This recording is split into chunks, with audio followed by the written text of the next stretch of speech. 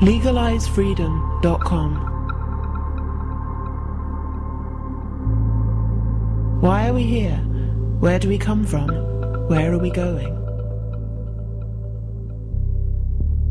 From the nature of reality to the future of humanity.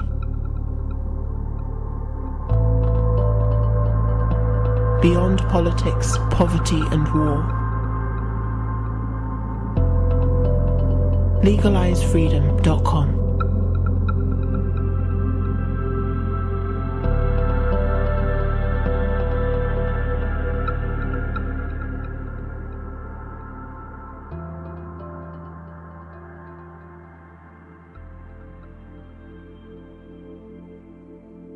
Greetings and welcome once again to LegalizeFreedom.com.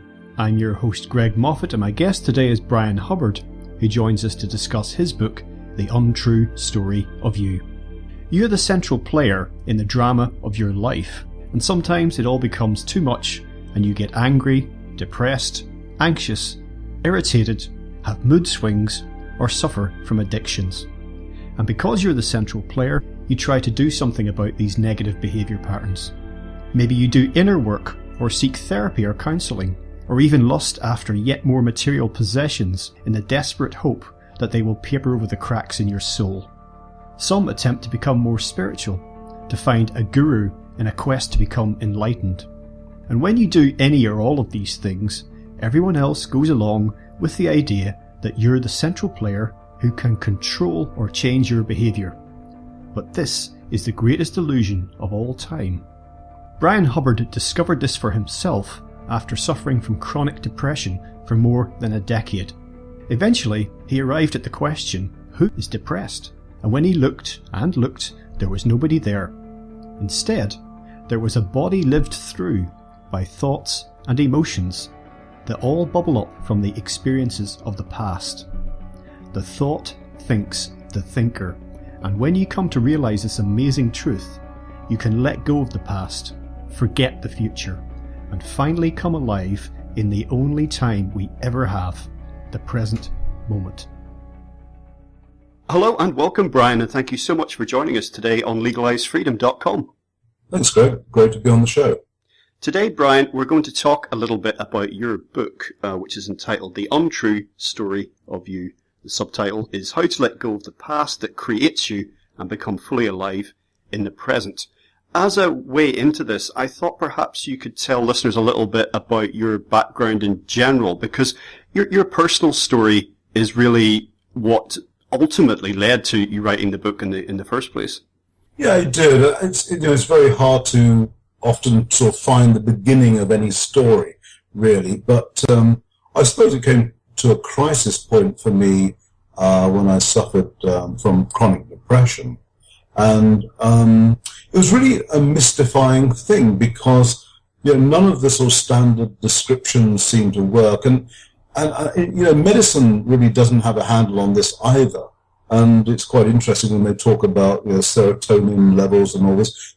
These sort of theories have been discredited now, and so no one really knows what depression is and what causes it. And I certainly was mystified by what was happening to me. And I just wanted, I think that was the catalyst that began my own particular journey, which was fueled also by a background and interest in philosophy as well as Eastern religions and mysticism. So I suppose those were the tools, I suppose, that I was able to use to help me in my particular quest. But fundamentally, I suppose I really wanted to understand who was this thing, what was this entity that could be depressed. And that sounds like quite a philosophical question, but when we look at what it is we're supposed to be, and the standard model is that we're just this body, and that there's a brain, and from that develops a personality, and that's essentially all we are, and it's curtains when we die, and all that comes to an end. And I thought, well, if that is the case, if that really is a proper description, then what is it about me that would be depressed? And as I say, the brain model didn't seem to work well either. So I felt there was something much more going on than that. So that's really the beginnings of my inquiry, if you like. And I spent a long time, several years actually, trying to understand this. And I don't know, it often happens, when you have a long period of concentrated effort and thinking, that sometimes things can just happen in a flash, the intuitive leap or whatever you want to call it. And that's certainly what happened to me. Because it suddenly came to me, it really in one fell swoop, really. The only way I could understand who we were was understanding that, in fact, we were made up of three layers or three selves. And that was the sort of beginning of that inquiry. And that seemed to be a remarkable discovery to realize that, of course, it's a model that's been adopted throughout the centuries by many religions, and even relatively recently through psychoanalysis, Freud and Jung adopted a similar model. And of course, our own Christianity in the West has always used that model of the three parts God. So the idea of a three-part self wasn't actually such an extraordinary leap after all. But from that, it was more a realization, well, what was this three-part self made up of? And that's really where it started to get very interesting, because it was a realization that, it's all made up of the past. It's all made up of experience. And that's really where it started to get very interesting for me in understanding what depression must be. And it was an overburdening of that past, that energy that still inhabits us, because I believe everything is energy. And what I'm saying really only makes complete sense when you see everything as energy, including our body. So the body, as well as the past, are energetic forms. And these then cause all sorts of issues in our lives. Depression for me, it can be addiction in others. It certainly creates patterns in people's lives where there's a reiteration of similar events, similar behaviours, similar bad decisions. And so that's, that was in a nutshell how that started, Greg.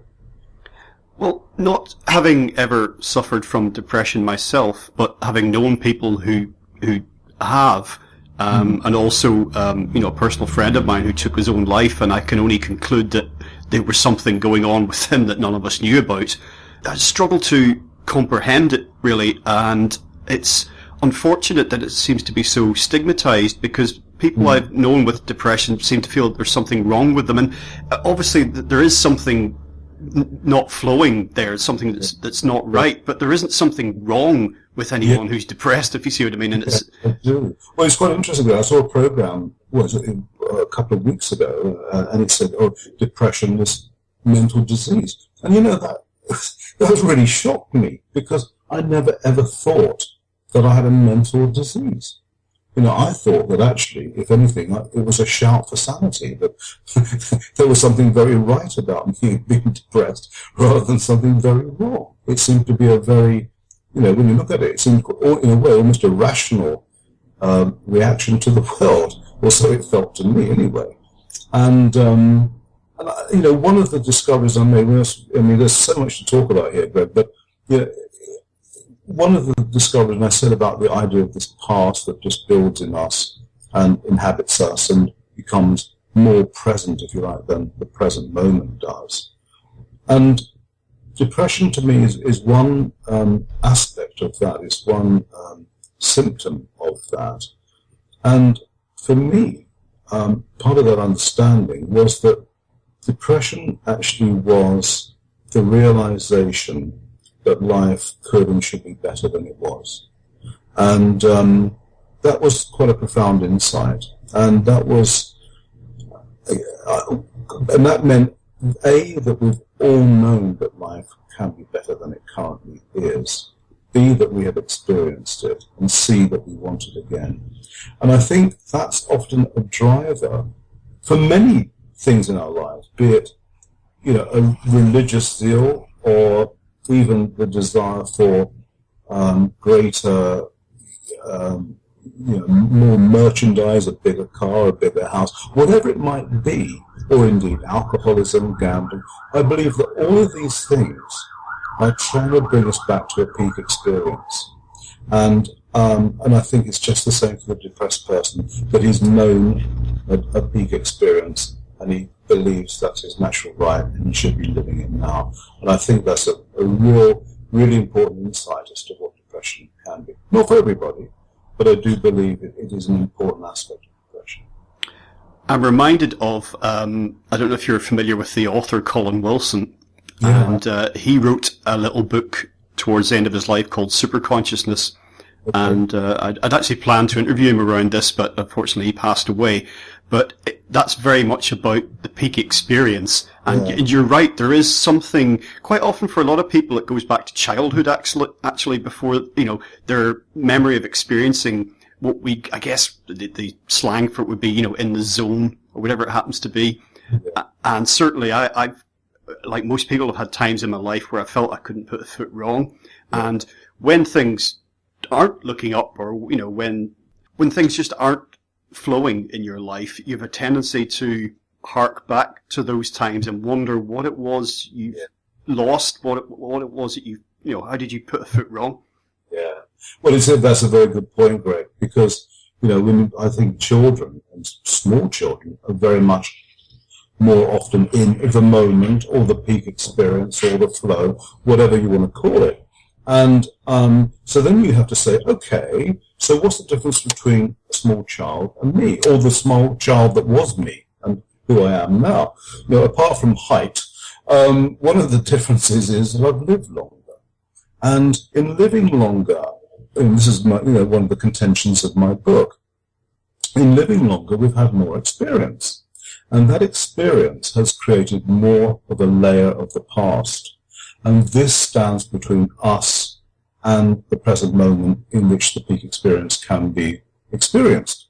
And so you see that often. I see it all the time. When you walk around a park, you see small kids. They're totally absorbed by, a flower or a dog or whatever it might be, and the mother always pulling at them to hurry up and get on. And you think, well, these people are in two different time zones here. One is totally present. And the mother, who's actually worked from, what happens when you don't live in the present is you move from the past to the future. And that's what the mother was doing. She was aware of a state called lateness, and she projected that into the future and said, I must not be late. And she was pulling the child along, but had bypassed the present, which is the only place where the child was. And that's really quite an interesting insight into what you've just said, Greg. Yeah, I think we have different actual states of consciousness. Yeah. That progress as we get older. I think one is 6 years old when consciousness changes, literally, and again roughly at 12, and again roughly at 18. And I think that's kind of very significant in itself when you look at the development of a human being. Yeah. I mean, literally, we're told that kids are almost like, I read it somewhere, I can't remember which book, but they're almost like in a psychedelic trance, kids of that young. And you can see why in some ways. You look at young children, they, as you say, they do occupy a different time zone, a different world even. Yes, the only thing I say is not a different consciousness. Consciousness is always the same, but what it is, it's a different energy. And and consciousness is squeezed through that, if you like. It's a different filter.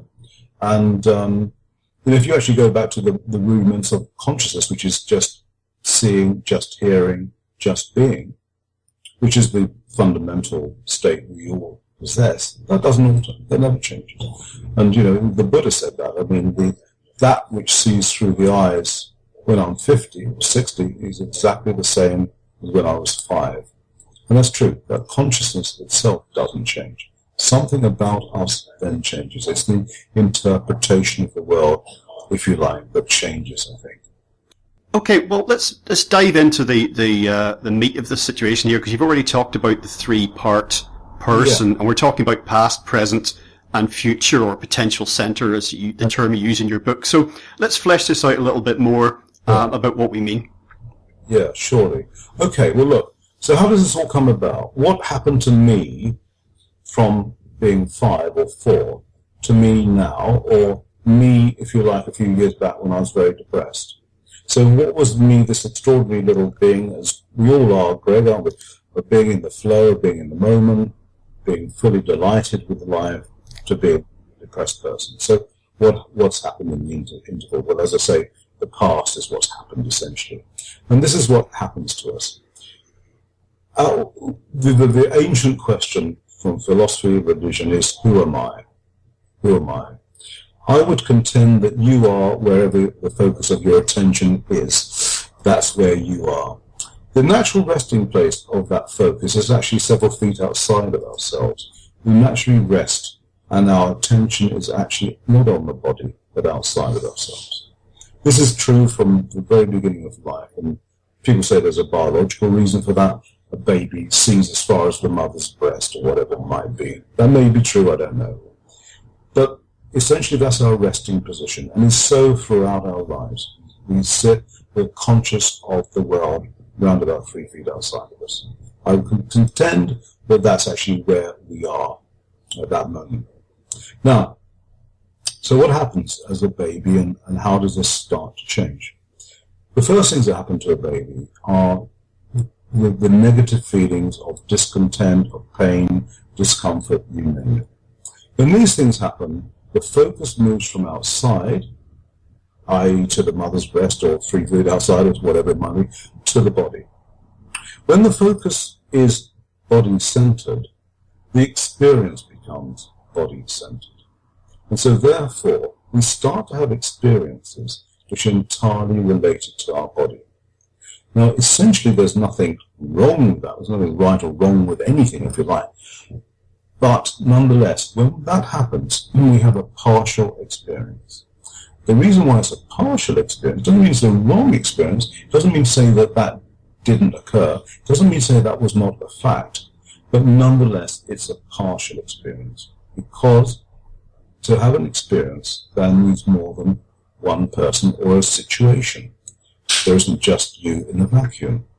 So when we have our attention body-centered, and that happens when we're in pain, we're in discomfort, we feel under threat, or whatever it might be, when we feel threatened in some way, the focus shifts to the body from where we have the experience. When we have a partial experience, which does not encompass the whole, there is a danger that there will be the trauma, if it is a traumatic experience, will leave a trace. There'll be an energy left behind. This energy starts to build the sense of a body-centered self, and that builds and builds, and increasingly we'll start to have more experiences that are body-centered, especially again if we feel threatened or if there is a trauma. So when these experiences happen, it solidifies the idea that I am this body, who will then have further experiences that are similar.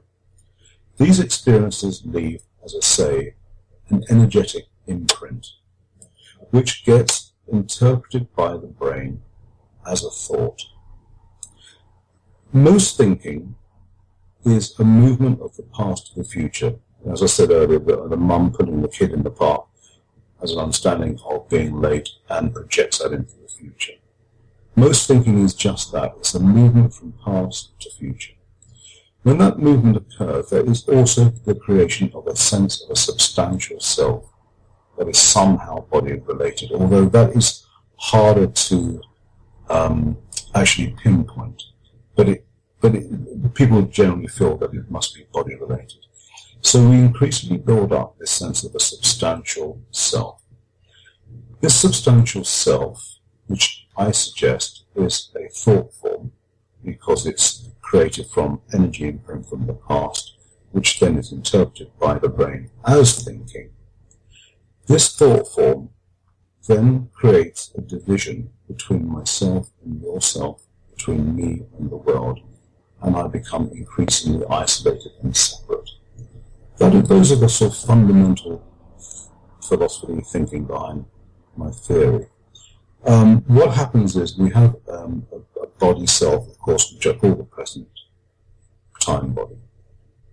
We have the past self, which divides itself into 3 subgroups of self, because there are 3 types of memory. the major one which we're talking about here today is what I call the psychological past. These are the partly understood partial experiences, or the residues of those. But we also have memory of how we do things. We remember how to drive a car, we remember how to switch on our computer. And that's what I call the knowledge past. And we finally have memory of who I am. I remember that my name's Bryan, I remember you're Greg, I remember where I was born, how I was brought up, who my parents are, where I went to school. And that I call the narrative past. Now, the knowledge and the narrative are important because it helps us to, make our way through the world. The problem with them, though, is that when there is a fusion of the psychological past memory with the narrative past memory in particular, that is also the meeting place for war and conflict. Because you fuse the narrative, I am Jewish, I am Muslim, I am a Palestinian, with the psychological past. I have been hurt, my people have been hurt, or whatever it might be, and that is the root of conflict. The third self, which is the most wonderful part of us, we talked a minute ago about peak experiences, about the being in the flow, being in the present, whatever you like, I call the potential, which is actually outside of space and time, and there's loads and loads of documented evidence to suggest that human beings have many experiences which are outside of space or time, or both. And this is where the magnificent, creative, wonderful part of ourselves is. It is that vibration energy center which I call the potential. And that is the one that gets hidden more and more by the energy from the other centers, and especially the past center, which masks the potential center. And when it's masked, we then suffer depression and all these other things. That essentially, I suppose, is the philosophy. When we, or if we can learn to monitor our own thinking, it is staggering how much of it is utterly redundant and stemming from, we're lost in the past and the future, many of us, most of the time, thinking about what we did and what we didn't do, what we could have done, and then alternately what we will do. And it seems that for many of us, our well-being ultimately lies somewhere in the future. If I just get this, or if I just do that. And as Yoda chides Luke in The Empire Strikes Back, never his mind on where he was. Yeah, that's right. And that's it, Greg. I mean, that is the process of thought. I mean, there's about 5% of thought, I'm not sure exactly the number, but it is of that order. 5% of thought is actually useful, in other words, it's problem solving.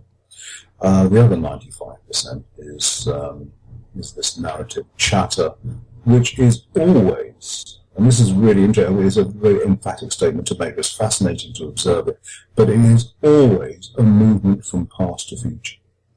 And when you observe this, you see it for yourself. And it may not, doesn't need to be a past long ago. It could be a past which is a few seconds ago. It could be a future which is a few seconds in the future. Or it could be much, much longer time gap than that. But nonetheless, it's always past to future. It has to be. There is no other way that thought can operate. And as you say, it starts creating these illusions of how life could be if only, and if only I did this, or whatever it might, if only I had that, and so forth and so on. And that's how we tend to operate that way. But the real problem with that is also that it creates a sense of a substantial self, and that is a psychological self, which is entirely a past to future movement, which is the root of all our problems, because we have actually misidentified who we actually are, because we're not this thinking thing, nor are we this body. But all these things build up the fiction that indeed we are those things. Well, I mean, since childhood I've been running around with the phrase in my head, tomorrow never comes, before I really understood what it actually meant, but it's right there, isn't it? Well, it doesn't ever come, of course, but we live as if it does, and that's the problem. We are, and we also, postpone today for tomorrow, or whatever it might be. And Eckhart Tolle wrote in his book, The Power of Now, and it's so right. But most of us have no, it does have that power, of course, but the problem is, most of us don't have a clue how to be in the now, how to live in the now. Because we are, almost by definition, if you say, look, it's a wonderful thing to live in the now, immediately the brain says, oh, right, so there's going to be some reward, there'll be something amazing happening to me if I live in the now. And immediately the processes start again, because there's something better that I'm going to have. And, whether it's we feel that we want to become enlightened or whatever it might be, there's a process of thought that is still projecting something better into a future.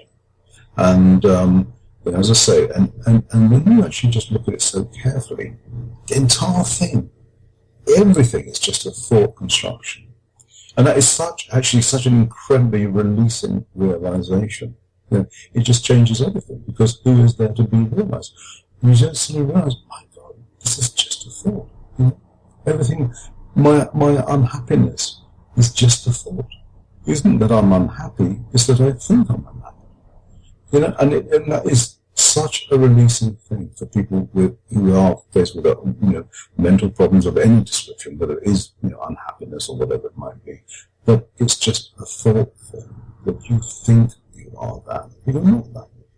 Yeah. And that is to me, that's a great releasing thing. Well, you mentioned the power of now, and of course there's a fascinating bit early on in that, and a lot of other people have made this point, yourself included. And I even find myself doing this if I'm mulling something over in my mind. I find I have a conversation with myself. Sometimes I'll actually say out loud, "Now, Greg, seriously, get a grip," and it's like, who am I talking to? But it seems very real at the time that there is a me that is not good enough, that does things wrong, that makes mistakes, and that there's another me who talks to that me and says, pull your socks up. Yeah. And both actually are thought forms, because one is a reaction to the other. Because you see, this is the great thing which I call the therapy triangle. What happens is that, we might have issues such as anger issues. We may be quick to anger or whatever. Let's say that as an example. So our partner picks us up on that and says, you get angry very quickly. And, you might even want to see a therapist about this or whatever it might be. And so you go and see the therapist, and you come and say, well, I have anger issues. And immediately what has happened then is a split has occurred, because there is suddenly you, apparently, who doesn't want to have anger issues. Separate from this you is this seething mass of anger, and then there's the therapist. As if there is any division between you, who doesn't want to be angry, and this you, or whatever it is, this cancer within you that is anger. And when you see there is no division between you who wants to be rid of anger and the anger itself, only then can that true healing occur. Because the you that wants to be rid of the anger is actually an extension of the anger itself. It's a reaction within the energy of anger that has created you that then wants to be rid of it. And when you see that and see there is absolutely no division at all, then, as I say, there's, the releasing can occur, but it does take that. I wrote a sort of one of the koans of my book is the thought thinks the thinker, and because most of us go around thinking that somehow we are this individual, autonomous, controlling, decision-making, decisive agent that uses thought in a most rational, sane, and benevolent way to create the wonders of the world. But actually, that isn't true, and that the agent of thought is created by the thought itself. And what happens is, when we said earlier, Greg, about the psychological past is made up of the remnants of a partially experienced event, especially a traumatic one. That is an energetic form. And then, again, this is not particularly radical. The idea that there is energy in our body which is past is actually, established. It's not a strange thought. But the energy then is creating thought, because that's how the brain interprets it. Now, this is the trick. At that point, the energy then creates, immediately after the thought, a thinker. But it is that way around. Energy creates thought, thought creates the thinker. Now, we all think it's the other way around. I am thinking, because I think when I want to think. When I want to make a rational decision, I use thinking as my tool to respond to life, to solve problems. And that is true only in a very, very small number of occasions. Most of the time, it's the other way around. And, when you see this, for example, we just mentioned anger again for a moment.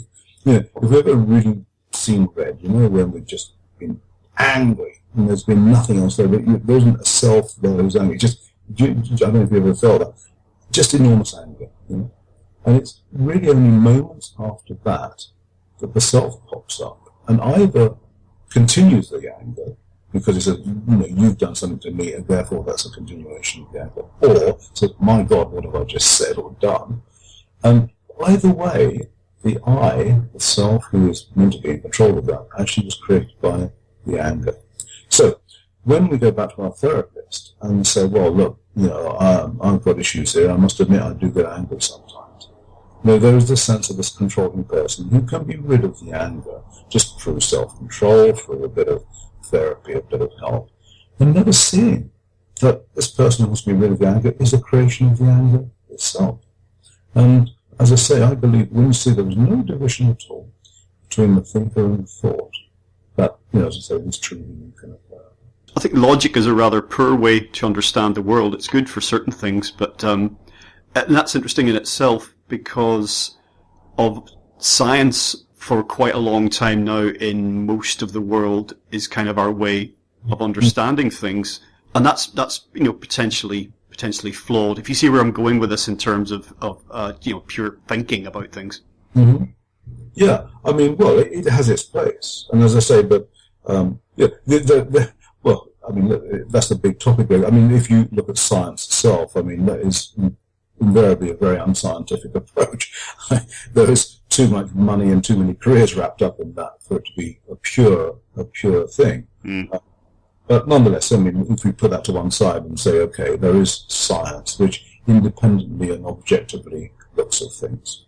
There's several problems with that. One is, of course, that there is a limit to science, and there will always be a limit to how much we will know. Because, one of the things I didn't touch upon was, the present time body, probably the single most miraculous thing it does is it creates time and space. And what is really interesting is stuff outside of time and space. Science can only ever measure things within time and space. So that is always going to be its limitation. Secondly, we are not rational beings. On an individual basis, rational thought plays almost no part in our lives at all. And I think we'd like to think that it does, but it actually doesn't. We are utterly and totally emotional animals. And emotion is the first rising from the energy of the past, which, as I say, can then get interpreted by the brain as a thought. But essentially, we're emotional creatures. We're not rational at all. So, there is incredible limitation in the idea of rational thought. I mean, you only have to open a newspaper on any one day to see that. I mean, rational beings would not blow each other up or starve each other or massacre each other or not provide food for starving people or anything else. Rational people would not do that, but we do it every single day. So the wonderful conceit that we are rational is absurd to the point of being deliriously funny. But that's the reality, of course. You're absolutely right. I mean, you just, as you say, open the newspaper, turn on the TV. Is it just me, or is the whole world absolutely insane? It's insane from a rational point of view. But what it is, it's emotion. it's an emotional world, because, what I said earlier about the idea of fusing the psychological past, which is the past of hurts, of trauma, with the narrative past. Because you're not, the astonishing thing is, Greg, is that you're not actually Greg. Someone's called you Greg, and you remembered that, and you respond to the name Greg, but you're not actually Greg. That doesn't uncover the mystery of who or what you are. Because what you are is utterly, indecipherable, it's unknowable. It's an extraordinary thing, but it's not Greg. But that's a trick of the memory, isn't it? That we call ourselves Greg, and Greg was born here and was raised a Christian there, or whatever happened to you. And when you go to places of conflict, such as the Middle East, that narrative has a significant part to play. And even down to the type of Muslim that you are and where you live. And so when you fuse that narrative with the psychological history of hurts, of trauma, of injustice, of whatever you like, that's conflict. But that isn't narrative. That isn't rational, rather. That's emotion. And that's what we are. So you're seeing constant emotional outspinning taking place around the world on a daily basis, which is war and all the rest of it. And it's very hard to address that at a rational level, which I know ambassadors and peacemakers try to do. But we have to look deeper than that if we're going to achieve real peace. And the trouble with this is that it's like an animal. If we don't see who we are, we don't see those processes within us, we will want to feed them. It's something, I hate to say this, Greg, but I hear people talking about how peace, bringing peace into the world. The reality is that these animals, these horrible energy things in us of narrative and psychological past, love war, because they want to have blood. They want to have revenge, because it is this energy that if those processes are not observed, will want bloodlust, and that's what's going on. And it requires us to see who we are as human beings. We are this extraordinary thing in the grip of the past. Because if it is true that we are actually this consciousness, which, as I say, rests very nicely a few feet outside of us, and that's actually our natural state, that's what we actually are. And we're not Greg, and we're not Bryan, and we're not Christian, and we're not Muslim. But these are just names from the past that we give ourselves. Only then, does true peace become a possibility. And I say that really the function of the intelligent human being is to make the space between us intelligent. To make the space between us intelligent, we cannot be body-centered. We have to rest outside of ourselves, and we have to all fill that space with great intelligence and love, and then the true possibilities of change become possible. Well, I'm not going to get into economics beyond saying simply that it's the central flaw at the heart of economic theory, mainstream economic theory, is that we are rational beings, because that's where it all falls apart. But it's not just of economics, but it's of everything. It's of our legal system, isn't it? That we are responsible, rational beings who are accountable. That's the basis of justice. Because, if we're none of those things, then what are we punishing? So that's another discipline that could be reviewed possibly. But anyway, I interrupt you, but carry on. No, not at all. Thank you for making the point. I'm going to say something slightly controversial now, but it's a thought that I have had, and I'm only speaking for myself here. And it's difficult. It's a difficult thing to say because of all the emotion surrounding it. I have often thought, when we're talking about conflict and about the past and about all that stuff that we carry with us. Mm-hmm.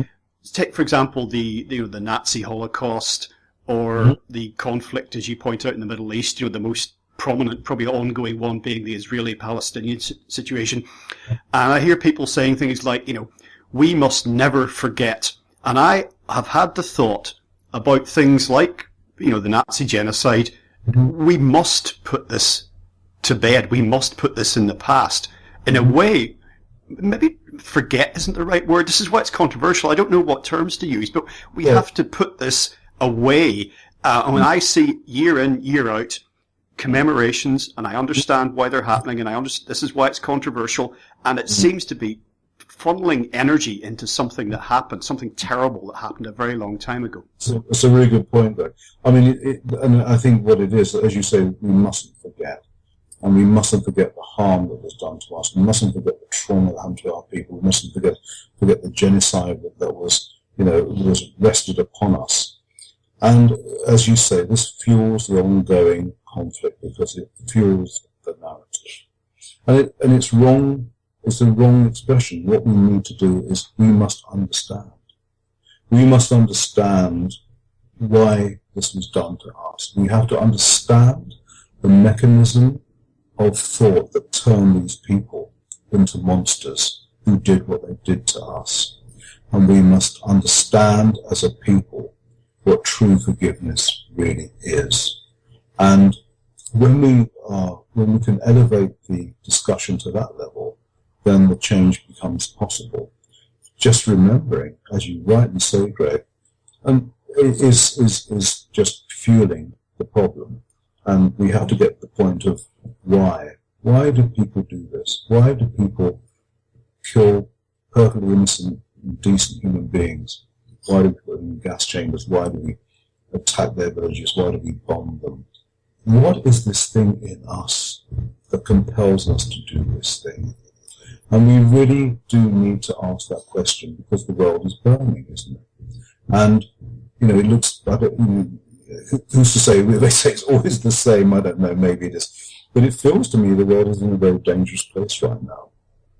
And I think we should be compelled to ask that very intelligent question of why it is that we do what we do. And we have to go beyond the history of that, which is just, as you say, that's a historical reason for something. Oh, they did that because there was a land grab, or they massacred these people. That's merely an explanation. It's not the why. Why did this happen? And that's the point where we become intelligent, Greg, where we make the space between us intelligent, and that's what I'm referring to.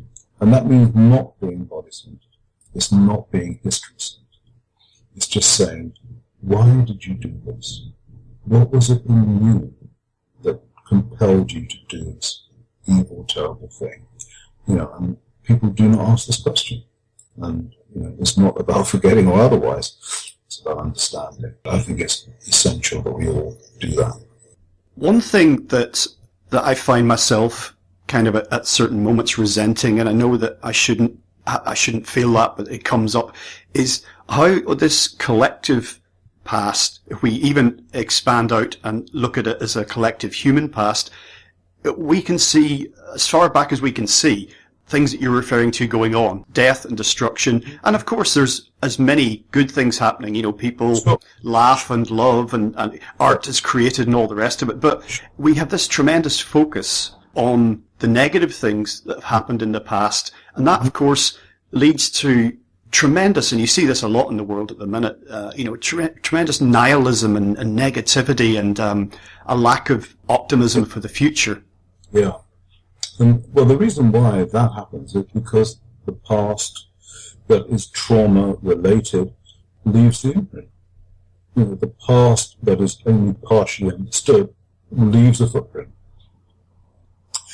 Extraordinary things such as this amazing feeling of unity, of being in the moment, being in the zone, leaves nothing. It passes through us, it goes through us. Because that is our natural state. That is how this is our natural birthright, if you like, and how life should be for us all the time. And, but there is no time associated with it. And the problems of the negativity and all that is all time related. It's all to do with, as you say, with past hurts or past conflicts or whatever it might be.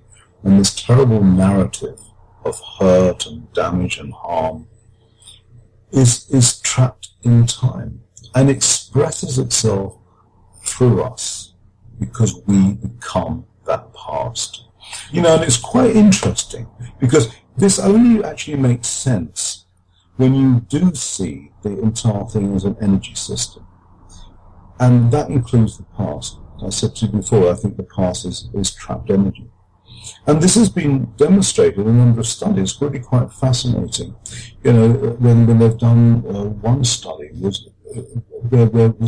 from about the 1850s, there were people there was a bad famine, and from a bad harvest, I think, a failed harvest, and they starved, and the great grandchildren or whatever it was, it still resonated in them, although it was many 150 years later, it still resonated in them. You know, we see it with from passing down through the generation, this memory of the past that carries on living in us today. And you do see these patterns in generations, and it's an extraordinary thing which science cannot understand, but nonetheless I recognise as it being fact. But if you even then just take our own lives, and you know, in my book I mentioned this, that they did a study of about 300-400 people, and those who had 3 or more adverse events, as they called them, as a child, and that was anything from having an alcoholic parent to being smacked or whatever it might be, right the way through, of course, to sexual assault, all these terrible things. But it could be relatively minor. It could be a parent shouting at you, whatever. Anyway, if you had 3 of these events, you are more likely to die prematurely. There was another study that showed you're more likely to have a chronic disease and so forth. So, what that demonstrates is that this past does live on as an energy. And that is why, going back to your point, Greg, we also see this in history, why this continues. It continues throughout time, it continues through the generations. It certainly is in us. And that is why, because it sticks with us, whereas the glorious things do not, because they're not supposed to. They're outside of time. And it is those remarkable things that we live for, that every religion leans towards, that every time we buy something special, we hope it will give us. And that's really what we're all driving for, we don't buy a car because we want a car. We buy a car because we think it might just give us that peak moon. We don't buy a big house because we need one. We buy it because somehow it might just get us closer. We don't go to church because, we may follow religion because we think somehow this may give us this thing we actually desperately want to have, because we know that's actually what we are. So we have these 2 incredible schisms in the human being between this dreadful past and those stories of history that you say, which have gone on since the beginning of time, and this other aspect of ourselves. And it's this tension between the 2, which makes this very interesting. I wonder if there was ever a time when, and we speculate endlessly about this, about whether as a species that we were more in touch with these ideas with the present moment. I don't know, because there's also theories around that something really terrible happened a very long time ago, and as an entire species we've yet to recover from it. Whether it's a comet hitting the Earth or something like that. Well, I mean, there's lots of myths, aren't there, which would suggest that, if you even look as recent as the Greek myths, the idea that men walked with gods, that, we talked to gods, that gods played a part in our lives. And you look through ancient history, men and gods were always close to each other, and there was no, enormous division between the 2 of them.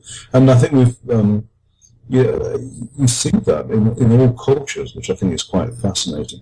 And you see it even in the Abrahamic religions and with Judaism, with the idea of the casting out from the Garden of Eden, as if there was a point when mankind was in a golden age, if you like, when we were in the garden, when we did walk with gods, and somehow we were banished from that position. We lost that state, and in the Eden myth, it was because we became, we took from the fruits of the tree of knowledge, that we suddenly saw a difference in things, and we saw that there was good and bad, there was inside and outside, or whatever it might be, and we lost the sense of unity.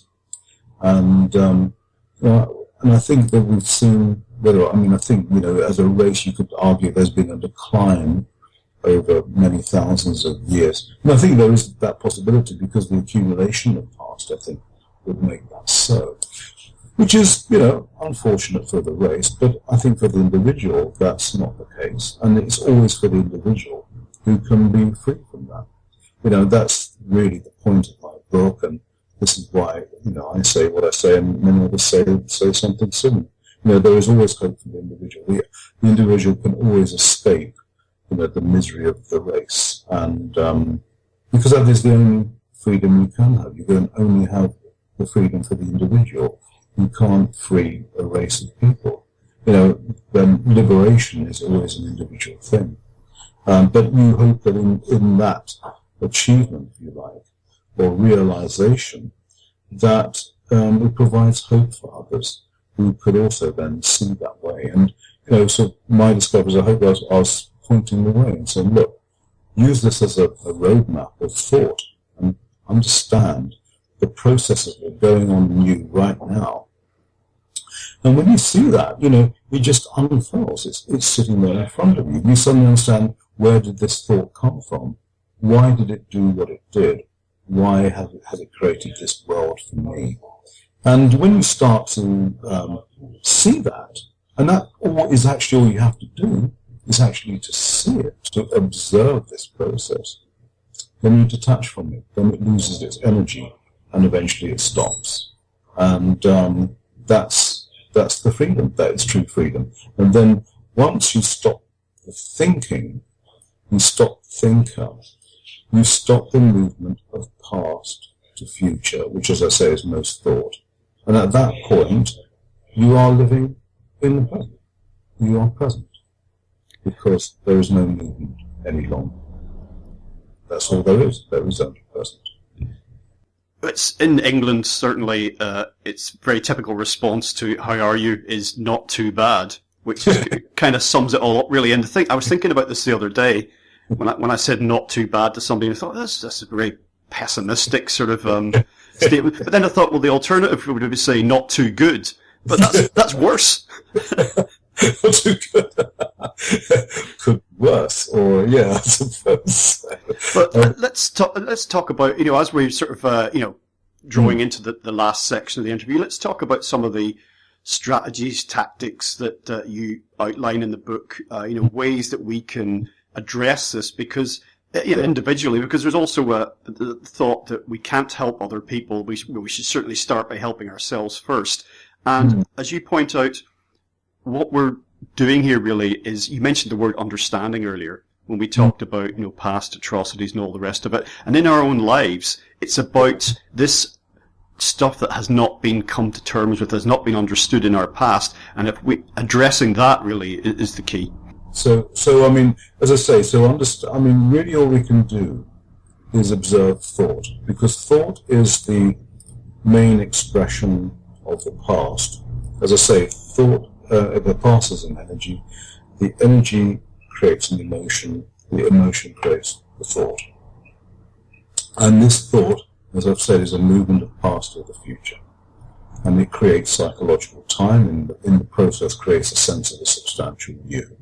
And this sense of the you is body-centered, which creates a self that is separate from the world. And increasingly, the more experience we have, the more this accumulates, the more thoughts we have, and I use the expression in the book, we become time heavy. There's more time in us.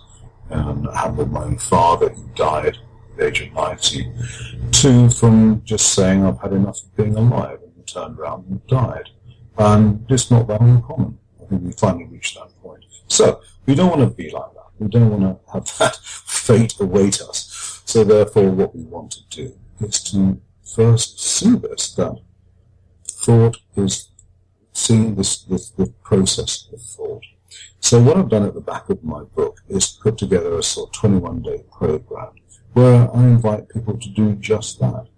And as I say, all we have to do is to intelligently observe. And that is the only action we have to do. Because actually, when you think about it, any other action actually is a continuation of the problem. We said earlier that the person who has anger issues and goes to the therapist, not realizing that the thing that wants to be rid of anger is an extension of the anger itself.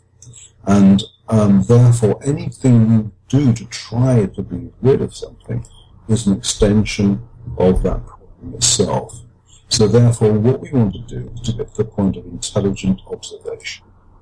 And so therefore, what I've seen in this 21-day program is just that. It is thought watching at a very intelligent level. And there are a number of things that we can do. And I do sort of observation ideas where you just watch something, just look carefully at something without thought, where we start observing some of our thoughts. And, we can just write these down because we can almost create a little thought diary. And using my map, we can use that in order to say, well, where does this thought come from? Why did it happen? And so forth. And just objectively observe it. There are a number of exercises in the book that help you do that. So that's really, all that has, I say all, that is what we do. That's what is required of us, is to intelligently observe. And as I say, in the observation, the energy dissipates, the idea of the person thinking dissolves, because that too is a thought form, and thought itself collapses under the paradox of having nobody thinking, and that's really where we want to be. So I mean, there's from the very first one is just watching. So again, what we try and do is just to observe without thinking, because we can't almost say or look at anything without the overlay of interpretation. When I said to you earlier, you're called Greg and you respond to the name Greg. You know what? You're not Greg. Here's the great mystery. You're not Greg. I am not Bryan. And that masks the incredible mystery of what we are. And what we always do is, because of getting around in the world, we often do that. Hey, Greg, whatever. We turn around, but as opposed to hey, mysterious entity, we can't do that. So we need it in order to point to the world. But in that pointing, we miss the thing itself, and we misplace. We think a rose is a rose. It's not a rose, is it? A rose is a name or something mysterious. So one of the first exercises is just that. It's just observing without interpretation and without naming, and seeing if we can do that. And the remarkable things happen when we do that. And even when, as I say, even when I've told you to do that, and nonetheless the mind can just remain utterly still and observe, the complete mysteriousness of things become apparent as something outside of space and time. And that's, one very simple exercise we can do very easily. Another one is, this one requires almost to read the book a bit, because you'd have to understand, thoughts and where they come from and what they are. Because as I said, there are three areas of the past, for example, the psychological, the narrative, and the knowledge past. And again, it's just the observation of thought and where these thoughts might come from. And just, as I say, just sit there quietly observing and just quietly writing it down. And it becomes a bit like a muscle. The more you do that, the more you can observe thought. And so, so it goes from. The map is not the territory, is an expression I'm reminded of, or the finger pointing at the moon is not the moon. Exactly. But I think a lot of people are, initially when they go to this place trying to analyse their thoughts, it's uncomfortable for them, because that brain chatter in itself can, that almost schizophrenic other, that person I referred to earlier is, the person who's me, who does bad things. We kind of want to not look at that, and I think that's initially, I suppose it's a barrier for people to get over, isn't it? That's why a lot of people don't like silence, it occurs to me, or they don't like just sitting on their own without playing with their phone or doing something, because then all that internal stuff starts to emerge. Yeah, that's true. yeah, you've got to be ready for this, and it's not analysing thought so much as just observing thought. You don't have to spend, a great deal of time trying to work out why you thought what you thought, but it's just enough to observe it. And I think it's, this is for people who really have had enough, They just feel that this isn't what life is supposed to be, and that they just want to give up all this false way of living, this false sense of who they are, and live a truer and richer life. Either you're ready for that or you're not. And when you are, the energy will be there for you. And when it's not there, you can dip back into books like mine and refresh that energy. And and find people around you who are like you, who can help you in this process as you can help them. And that's important too. So all these things, can help in combating this fight against the silence. Because ultimately it's not silence, is it? It is something far richer than silence, and when you really understand that, the richness to your life is indescribable. And but that's how we're supposed to be. Right? That's what was given to us, that was the deal. And we don't step up to it. And I think that although it is right that this is what we're entitled to, what we should have, and this is our natural state, it's quite interesting, isn't it, that none of us actually, or very few of us actually realize that or live in that state. So you have to ask the question, well, why is that? And I think the reason is that we have to go through this. And because you say, well, why? It's a bit like going back to our myth of Eden. Well, why don't we just stick around in the garden? Because we had to leave the garden in order to understand that we were in the garden. Because if you don't leave the garden, you never knew you were in one. And it's a bit like that. We have to leave this exalted state in order to come back to it, if you like, as knowing beings, as intelligent beings. And that is the purpose of our lives, to come back to that. But as I say, as understanding that process, you have to go through that. Well, Bryan, just a closing thought really on spiritual seeking and buzz terms that are around at the minute, and a lot of popular programs and websites and books and all the rest of it, is that note of caution is that a lot of that is about the future as well, and we should guard against that. I'll just do one more retreat, I'll just speak with one more guru, and I'll just read one more book, maybe I'll watch The Secret again, and somewhere in the future it'll change. Yeah. Well, isn't that wonderful? We can all be spiritual tourists, and many of us are. And all we do is, as you say, one more book just might do it, and one more lecture might just do it, and one more guru might just do it. And, that is always postponing the thing. I mean, everyone's saying pretty much the same sort of stuff, I guess. And at some point, you're either going to say, yeah, I'm going to do this, or I'm not. And I think it's hard to know, for me, it was a crisis point because of the depression. And when you read about some of the great saints, they seem to have had a similar crisis of some description.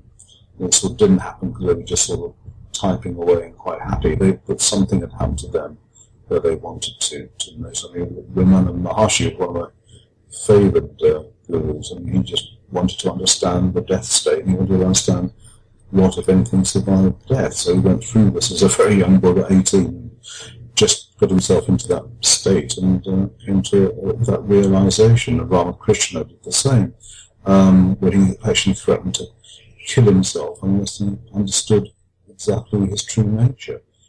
So for all these guys, it was a crisis, and it's not one that seems to be shared by many people at any one time, even though that is the sole purpose of why we're here.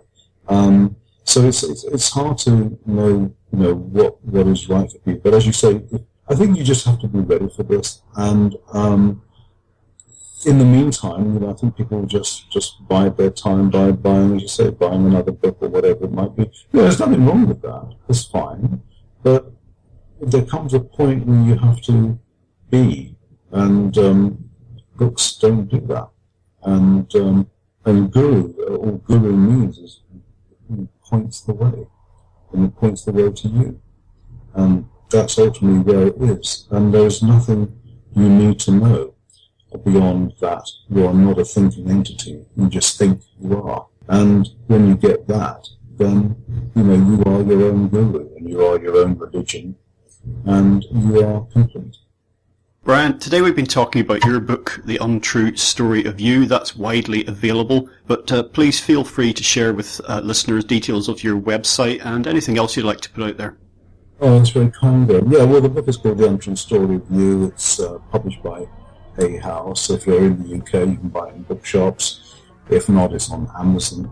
And my website is Bryan Hubbard, that's Bryan, Hubbard, HUBBARD.net. So sign up and stay in touch with me, and that'd be great. I do also have a clandestine and different life that I publish in editor of a magazine called What Doctors Don't Tell You, so wddty.com, so look that up as well. And my wife and partner is Linda Taggart, who's quite a well-known person, written a number of books like The Field, Intentional Experiment, and more recently The Bond. She's my co-conspirator, so do look her up as well. But otherwise, bless you for listening. I hope it wasn't too tough going. And Greg, bless you. Brilliant questions, and I enjoyed the interview, if nobody else did. Thank you. Wonderful. Well, Bryan, thank you so much for joining us today on LegalizeFreedom.com. Well, folks, that's it for another week. As ever, thank you so much for listening. If you enjoyed the show, check out the website, which is LegalizeFreedom.com. That's legalize-freedom.com, where you'll find an archive of programmes offering alternative views on a wide range of topics, including politics and economics, energy and environment, culture, spirituality, history, and the nature of reality. You can also browse and buy a range of publications from our guests, and if you're feeling generous, make a donation to help keep the site up and running. Whether you listen, donate, or do both, I greatly appreciate your support. Until next time, I'm Greg Moffat, and you've been listening to LegalizeFreedom.com.